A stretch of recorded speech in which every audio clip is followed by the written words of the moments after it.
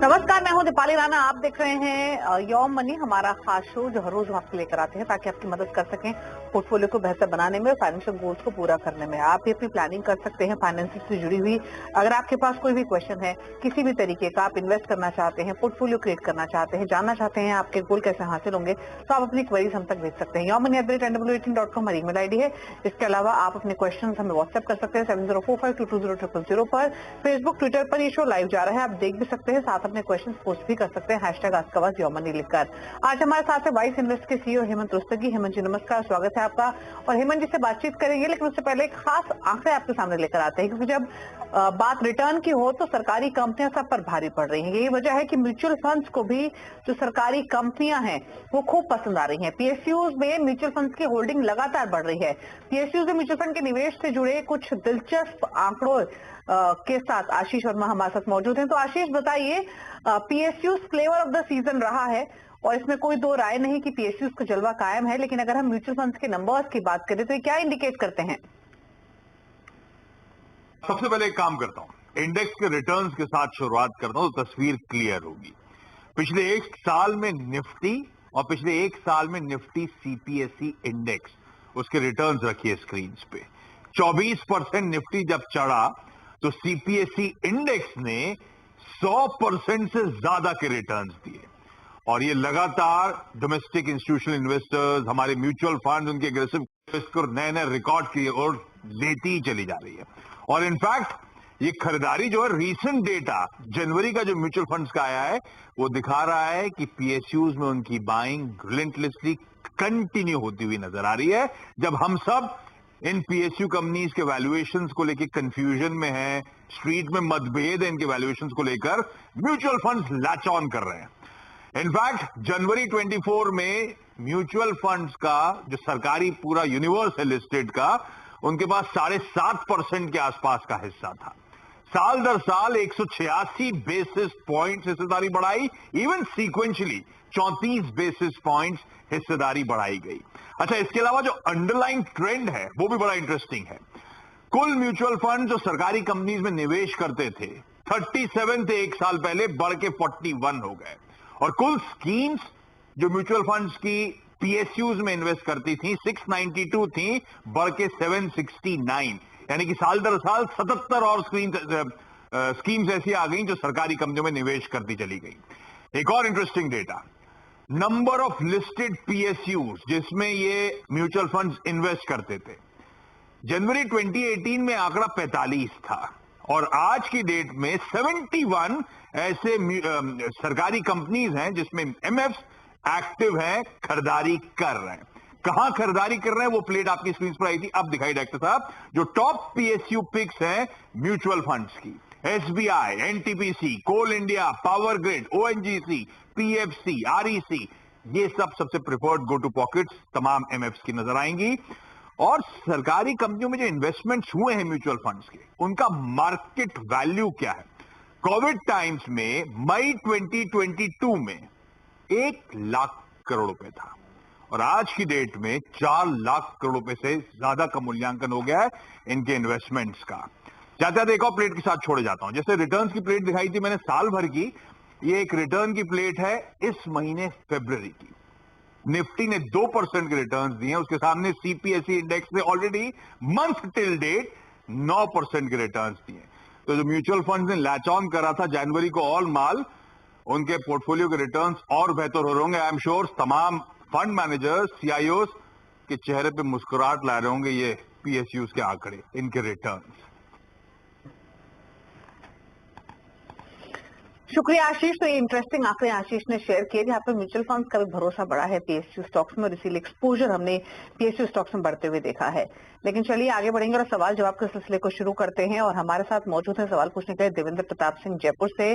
देवेंद्र जी नमस्कार, बताइए क्या सवाल है आपका? नमस्कार मैम। पूछिए क्या सवाल है आपका? मैंने अपना पोर्टफोलियो भेज रखा है आपको।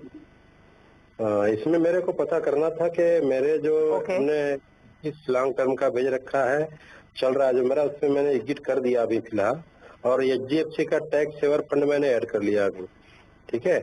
और इसमें मैंने अपना और ओके दोनों का पोर्टफोलियो क्रिएट किया हुआ है, तो टारगेट दिया हुआ है इसमें। मेरे को थोड़ा सजेस्ट ये था, सही पोर्टफोलियो है या किसी से निकलना है।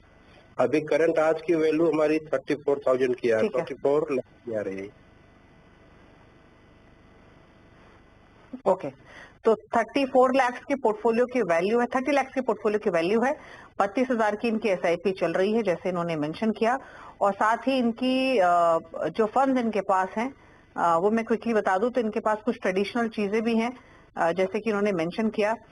इसमें इनके पास ईपीएफ पीपीएफ भी है जहां पर ये मंथली इन्वेस्टमेंट कर रहे हैं, इंश्योरेंस प्लान्स भी हैं। अगर हम म्यूचुअल फंड्स की डेडिकेटेडली बात करें तो इनके पास Parag Parikh flexi cap, ICICI approved balance advantage fund और साथ ही Kotak multi cap, ICICI approved global advantage, SBI blue chip, इन सभी में तो 2,000 रुपए ईच ये डाल रहे हैं। प्लस जो रिमेनिंग फंड्स हैं उसमें 1,000 ईच है जिसमें HDFC gold fund, HDFC LSS tax saver, ICICI approved blue chip और एक्सिस लॉन्ग टर्म इक्विटी है। बताइए हमें जी क्या सजेशन रहेगा इनके लिए? हाँ जितपाली आपने बिल्कुल ठीक कहा। इनका पोर्टफोलियो देखें, दो इंपॉर्टेंट एस्पेक्ट है यहाँ पे। एक तो जो हम हमेशा कहते हैं कि रिस्क मैनेजमेंट पे ध्यान दो, इंश्योरेंस हो आपके पास, टर्म प्लान हो, हेल्थ इंश्योरेंस हो, तो वहां भी इन्होंने आई थिंक अच्छे से उसके ऊपर फोकस रखा है अपना।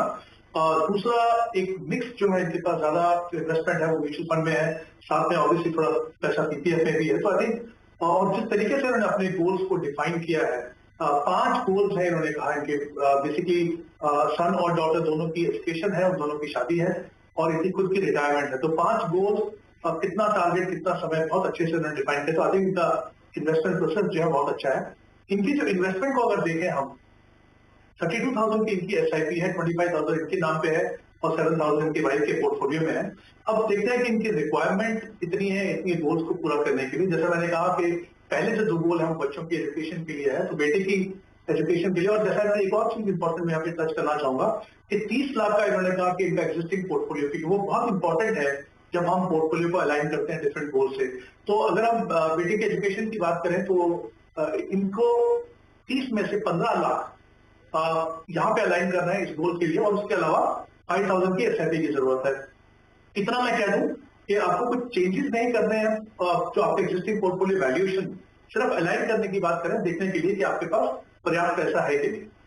बेटी की एजुकेशन के लिए जो उनको पैसा चाहिए उसमें 15 लाख, बाकी जो 15 लाख है वो यहाँ पे अलाइन करना है। और 10,000 की एसआईपी प्लस 10% का स्टेप अप। इन्होंने ये भी कहा है कि 30,000 की जो एसआईपी कर रहे हैं उसके साथ में ये 10% से स्टेप अप भी कर सकते हैं। तो ये हो गया। दूसरा, जो दोनों की मैरिज के लिए जो है गोल, समय भी उतना है 12 साल, और आई थिंक जो कॉर्पस चाहिए वो भी 50 लाख है। यहाँ पे दोनों के लिए उनको 10,000 की एसआईपी करनी है अलग अलग से, और 10% से उसको स्टेप अप करना है। तो इस तरीके से ये गोल पूरे हो गए। और इनकी जो खुद की रिटायरमेंट का जो गोल है उसके लिए इनके पास जो पैसा है ईपीएफ में, पीपीएफ में, और 5,000 की एसआईपी अगर ये करें 15 साल तक जो इनका टाइम होराइजन है, तो ये अपने गोल को पहुंच पाएंगे। तो कुल मिला के इनको 40,000 की एसआईपी करनी है। अभी जो इनकी एसआईपी है वो 32,000 की है, इनको 8,000 से अपनी एसआईपी को बढ़ाना होगा। एक तो ये एस्पेक्ट है।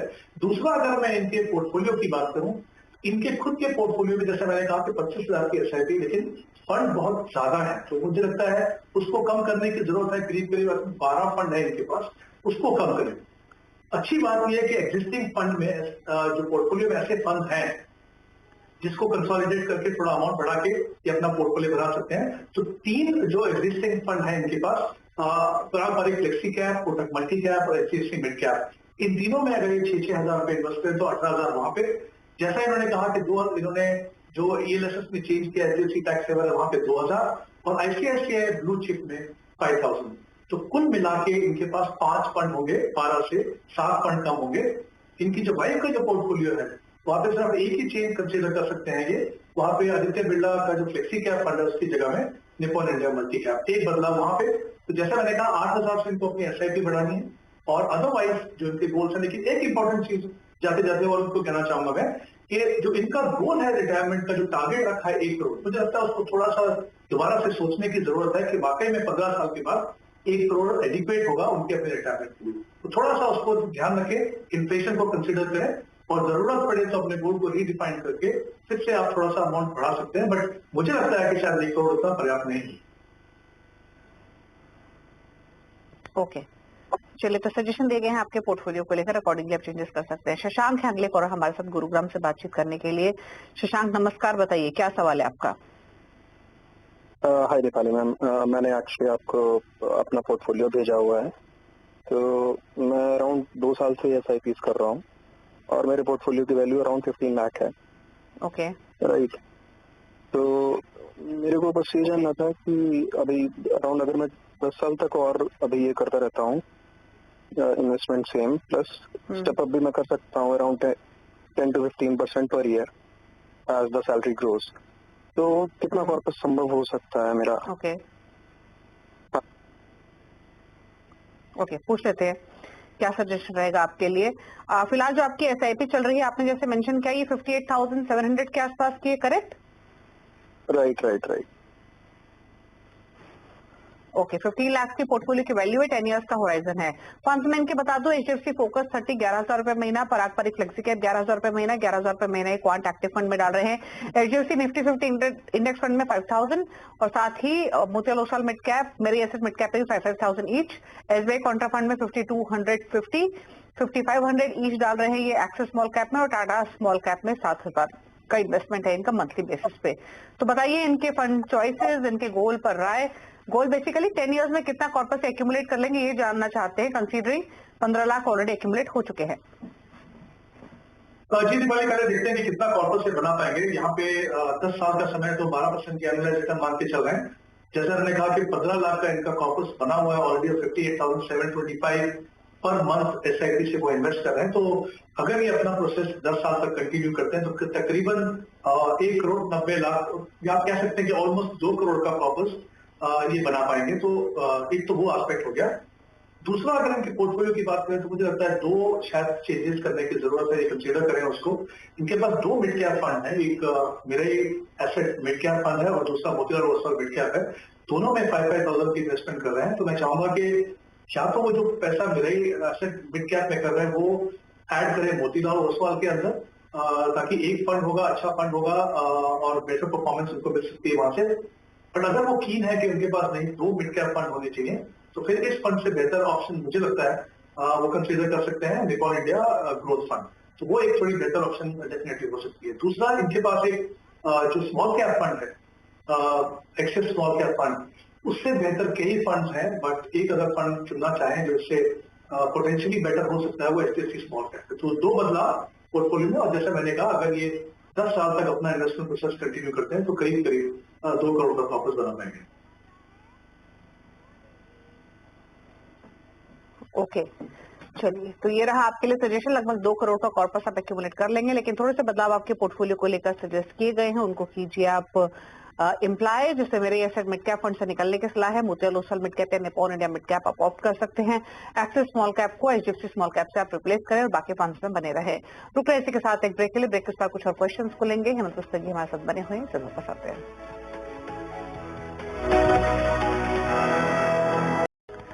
आप देख रहे हैं योर मनी, हमारे साथ हेमंत रुस्तगी मौजूद है आपकी सभी क्वेरीज को आंसर करने के लिए। बात करते हैं कुछ और कॉलर से। जोगेश्वर वाजपेयी कानपुर से हमारे साथ कनेक्टेड है। जोगेश्वर जी नमस्कार, बताइए क्या सवाल है आपका? हाँ मैम, मेरा सवाल है कि मेरे 5 म्यूचुअल फंड मैंने जनवरी से शुरू किए हैं, 5-5 हजार के। पहला HDFC फ्लेक्सी कैप है, दूसरा निपॉन इंडिया लार्ज कैप है, तीसरा कोटक मल्टी कैप है, चौथा कोटक इक्विटी मिड कैप है, 5वां SBI कंट्रा है। तो हमको फंड्स की हमें कोई नीड बेस नहीं है, सिर्फ वेल्थ क्रिएशन के लिए हम जो है पोर्टफोलियो मेंटेन, ये हमारा रिव्यू करना है कि ठीक है या किसमें चेंजेस आर रिक्वायर्ड। ओके, तो क्या सजेशन रहेगा इनके लिए? इनके 25,000 की SIP है, 15 साल का व्यू है। Nippon India large cap, ICICI Pru multi cap, Kotak emerging equity, HDFC flexi cap और SBI कॉन्ट्रा सही में 5,000 ईच डाल रहे हैं। जी, आई थिंक इनके अगर हम पहले कॉर्पस की बात करेंगे, कितना कॉर्पस को बना पाएंगे, तो अगर ये अपनी जो करंट इन्वेस्टमेंट है 25,000 की, अगर वो कंटिन्यू करते हैं तो करीब करीब 1 करोड़ 30 लाख 1 करोड़ 30 लाख का कॉर्पस बना पाएंगे। यहाँ पे हम 12% के एनुअल रिटर्न मान के चल रहे हैं। जहां तक अगर इनके फंड की बात बोले तो मुझे लगता है कि अगर हम कैटेगरीज की बात करें तो काफी अच्छे से इन्होंने अपना पोर्टफोलियो बनाया है। इनके पास फ्लेक्सी कैप फंड है, एक मल्टी कैप फंड है और एक मिड कैप फंड है, एक कंट्रा फंड है और एक लार्ज कैप फंड है। तो मुझे लगता है कि जिस तरह की कैटेगरीज किसी भी लॉन्ग टर्म इन्वेस्टर के पोर्टफोलियो में और जिस प्रोपोर्शन में होनी चाहिए वो इनके पोर्टफोलियो में है। और आई थिंक जो फंड सिलेक्शन भी इन्होंने किया है वो काफी अच्छा है। तो मुझे लगता है पोर्टफोलियो लेवल पे इनको कुछ भी बदलाव करने की जरूरत नहीं है। बट इंपॉर्टेंट चीज ये है कि लंबा टाइम होराइजन पे जब आप इन्वेस्ट करते हो तो ऐसे कुछ चैलेंजेस आएंगे मार्केट वॉलेटिलिटी के या कुछ पर्सनल सर्कमस्टेंसेज में या जैसे भी कुछ चैलेंज हो आती है। अगर आप अपना ये प्रोसेस अनइंटरप्टेडली कंटिन्यू करते हैं तो जैसे मैंने कहा करीब करीब 1 करोड़ 30 लाख का प्रॉफिट बना पाएंगे। तो 1 करोड़ 30 लाख का एक्यूमुलेशन आप कर सकेंगे 15 सालों में। आपका पोर्टफोलियो डाइवर्सिफाइड है, कोई चेंजेस सजेस्ट आपको नहीं किए जा रहे हैं, आप इन्वेस्टेड रहिए इसी पोर्टफोलियो में और बस अपने फंड चॉइसेस जो आपने की हुई हैं उनको रेगुलरली मॉनिटर करते रहिए क्योंकि लॉन्ग टर्म व्यू है।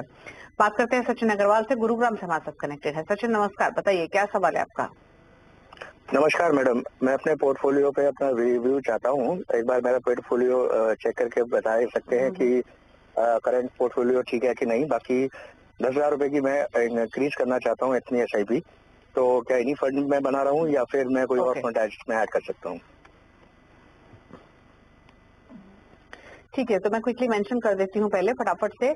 29,000 की इनकी SIP चल रही है और जैसे इन्होंने मेंशन किया 10,000 की और एडिशनल SIP ये करना चाहते हैं। एग्जिस्टिंग जो इनकी SIP है उससे ये ऑलरेडी 28 लाख का एक्यूमुलेशन कर चुके हैं, लेकिन टोटल 40,000 के आसपास इनकी SIP हो जाएगी। अब फंड्स कौन से हैं? Axis blue chip, Axis flexi cap, Axis small cap, यहाँ 3,000 से 2,000 की SIP है। इसके अलावा Franklin blue chip, HDFC tax saver, HDFC flexi cap, HDFC small cap, यहाँ भी 1,000 से 3,000 की SIP है। Nippon India banking and services, Nippon India multi cap, Parag Parikh flexi cap, Sundaram select cap, Sundaram small cap माफ कीजिए, यहाँ पर 3,000 to 2,000 के SIP है। फंड्स काफी सारे हैं इनके पास। फंड हाउसेज में भी एक ही फंड हाउसेज के काफी स्टॉक्स, काफी फंड्स इन्होंने लिए हुए हैं। तो पहले तो इन्होंने पोर्टफोलियो पूछा है कि कैसा है, कुछ बदलाव करने हैं क्या, प्लस एडिशनल SIP जो है वो कहाँ डिप्लॉय करें। गोल इनके हैं 7 ईयर्स में 1 करोड़, 13 ईयर्स में 3 करोड़। बताइए दीपाली, आई थिंक इनके गोल्स से शुरू करते हैं। इनका जो टारगेट है उन्होंने कहा जैसे 2 गोल्स हैं इनके पास और पहला जो टारगेट है वो करीब जो गोल है उसका 7 साल में करीब 1 करोड़ रुपए चाहिए और दूसरे में 13 ईयर्स में 3 करोड़ चाहिए। मुझे लगता है समय इनके पास कम है और जो टारगेट है वो काफी बड़ा है। तो यहाँ पे अगर पहला जो गोल है उनका उसमें करीब 75,000 की इन्वेस्टमेंट करनी होगी और दूसरे में 80,000 की इन्वेस्टमेंट करनी होगी। क्योंकि इन्होंने कहा जैसे एग्जिस्टिंग पोर्टफोलियो पर करीब 28 लाख का है, अगर मैं उसको कंसिडर करूं तो जो दूसरा जो गोल है क्योंकि वो लंबा है, तो अगर वहां पे उसको हम अलाइन करें तो इनकी जो SIP रिक्वायरमेंट है वो 50,000 में आएगी। तो कुल मिलाकर करीब 1,25,000 की SIP करनी है। इनकी करंट SIP जो है वो 29,000 की है, 10,000 से बढ़ाना चाहते हैं। देख सकते हैं हम काफी बड़ा गैप है। तो मैं सर एक ही चीज आपको कहना चाहूंगा, ये इंपॉर्टेंट है कि अपने गोल्स को आप डिफाइन करें, टाइम होराइजन को डिफाइन करें, लेकिन कहीं ना कहीं हमारे गोल्स जो है वो रियलिस्टिक होने चाहिए। और जब हम बड़ा कॉर्पोरेट बनाना चाहते हैं तो अपने आप को थोड़ा लंबा समय देना चाहिए ताकि पावर ऑफ कंपाउंडिंग का हमको फायदा हो। तो एक तो ये एस्पेक्ट हो गया। दूसरा, अगर हम इनके पोर्टफोलियो की बात करें, 29,000 की जो SIP है उसके लिए 11 फंड है इनके पास। तो मुझे लगता है यहाँ पे भी डेफिनेटली इनको कंसोलिडेशन करने की जरूरत है। तो इनको मैं कुछ सजेस्ट करता हूँ, अगर चाहें तो उसको कंसिडर कर सकते हैं। तो मैं चाहूंगा कि नंबर ऑफ फंड कैसे कम करेंगे, कुछ एग्जिस्टिंग फंड वो रखें अपने पोर्टफोलियो में। जैसे HDFC स्मॉल कैप, वहां पे 6,000 की इन्वेस्टमेंट करें। HDFC टैक्स सेवर में 3,000 क्योंकि वही LSS फंड है। निपॉन मल्टी कैप में 8,000 और पराग पारी फ्लेक्सी कैप में 7,000। उसके अलावा मैं एक रिकमेंड करूंगा कि मिड कैप फंड ऐड करें, मोतीलाल ओसवाल मिड कैप, जिसमें वो 5,000 इन्वेस्ट कर सकते हैं। तो ये इनकी करंट इन्वेस्टमेंट है। और जैसा इन्होंने कहा कि 10,000 रुपये और इन्वेस्ट कर सकते हैं, तो वहां पे आप एक ऐसे large and mid cap fund रखिए जहाँ पे 7,000 इन्वेस्ट होगी। और जो बाकी 3 है, तो जैसा मैंने इनको कहा कि मोतीलाल ओसवाल मिड कैप में 5,000 है, तो वहां पे इनको ऐड कीजिए। तो कुल मिला के मोतीलाल ओसवाल के मिड कैप फंड में 8,000 की इन्वेस्टमेंट होगी। तो इस तरीके से इनकी टोटल इन्वेस्टमेंट 39,000 की in limited number of funds में होगी। पोर्टफोलियो कंसोलिडेशन होगा। मुझे लगता है सही एलोकेशन जो डिफरेंट मार्केट सेगमेंट में मिलनी चाहिए वो मिलेगी और पोर्टफोलियो को मॉनिटर करना और परफॉर्मेंस आई थिंक यहाँ से बेहतर होगी। तो कुछ चेंजेस डेफिनेटली पोर्टफोलियो में, लेकिन बहुत बड़ा गैप है जितना उनको इन्वेस्ट करना है जितना वो कर रहे हैं। तो मुझे लगता है कहीं ना कहीं इनको अपने टारगेट्स को थोड़ा रिवाइज करने की जरूरत है। ओके, तो ये रहा सजेशन आपके पोर्टफोलियो को लेकर। आपको पहले तो अपने फंड्स के सिलेक्शन को थोड़ा ठीक करना है। काफी सारे फंड्स हैं, इतने सारे फंड्स की जरूरत नहीं है, सिर्फ 6 फंड्स भी बहुत रहेंगे। तो आपके पोर्टफोलियो से कुछ फंड सेलेक्ट किए हैं हेमंत जी ने। HDFC टैक्स सेवर रखिए, HDFC स्मॉल कैप रखिए, निपॉन इंडिया मल्टी कैप और पराग पारी फ्लेक्सी कैप। किस फंड में कितने एलोकेशन आपको करना है वो डिटेल्स भी आप अपनी स्क्रीन पर देख सकते हैं, उसको आप नोट कर लीजिए, तो उस हिसाब से आप इन्वेस्ट कीजिए। जरूरी नहीं है हजार की आपको मल्टीपल एसआईपी की जरूरत है। 2 फंड आप ऐड कर सकते हैं, मोतीलाल ओसवाल मिड कैप जिसमें आपको 8,000 रुपए डालने हैं, ICICI Pru large mid cap जिसमें 7,000 पर मंथ आपको ऐड करने हैं। तो ये रहा। और रही बात आपके दोनों गोल्स की, तो आपको 75,000 से 80,000 तक की एसआईपी लगेगी। धीरे धीरे आप एलोकेशन इंक्रीज कीजिए। तो ये तो रहा सजेशन आपके पोर्टफोलियो पर। लेकिन आप पूछ लेते हैं हेमंत जी के टॉप 4 फंड। हेमंत जी बताइए क्या चॉइसेस है? जी 4 फंड जो मुझे रिकमेंड करते हैं उनमें से एक फंड होगा multi cap Kotak multi cap fund, एक फ्लेक्सी कैप है Nippon India flexi cap fund, और 2 फंड है लार्ज एंड मिड कैटेगरी में, Motilal Oswal large and mid cap और HDFC large and mid cap. मुझे लगता है किसी भी नए निवेशक या किसी भी एक्सपीरियंस इन्वेस्टर जिनको पोर्टफोलियो बनाना हो, कुछ एडिशन करना हो, तो ये ऐसे फंड है कंसिस्टेंटली लॉन्ग टर्म का परफॉर्मेंस ट्रैक रिकॉर्ड है और क्वालिटी पोर्टफोलियो। चलिए, ये रही हेमंत जी की चॉइसेस। शुक्रिया हेमंत जी शो में आने के लिए, सभी क्वेरीज को आंसर करने के लिए। इसी के साथ एक ब्रेक का वक्त हो गया है। योर मनी में इतना ही। ब्रेक के बाद भी खबरें जारी हैं। नमस्कार।